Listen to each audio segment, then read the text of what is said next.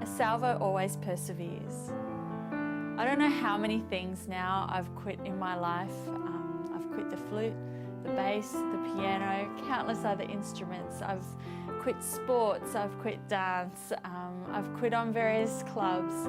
It'd be scary to have to think of the amount of things I've just walked out on and not continued with, and of many of those things I have regrets. I'd love to be a proficient piano player today, but I've quit many things through my childhood, through my teenage years, often because I got bored of it, often because I thought I wasn't as good as the next person, so why bother?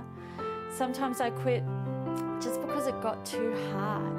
In fact, often I quit just because it was hard.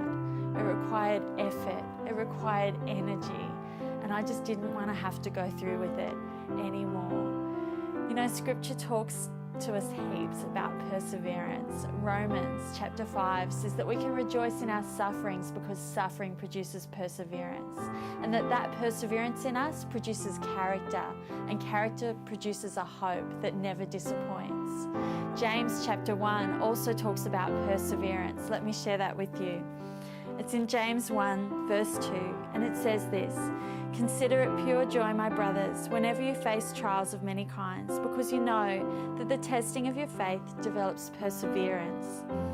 Perseverance must finish its work so that you may be mature and complete, not lacking anything."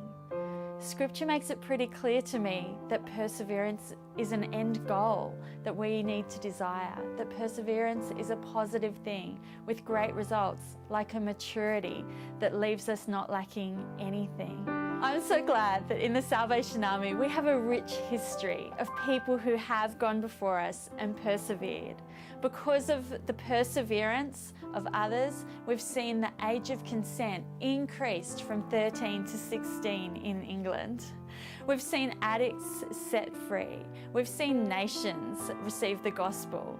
We've seen amazing works of God come about because somebody persevered in the face of trial. Somebody persevered against the odds. And you know, when we persevere, really what we're doing is engaging with and responding to the fact that God persevered first. God's persevered with us through our sin. God's persevered as we've separated ourselves from Him. His perseverance meant a commitment to send Christ and redeem us to Him once again.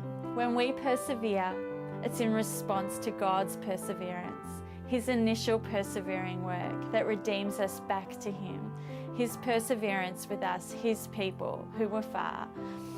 He has persevered first, and our perseverance is in response to that.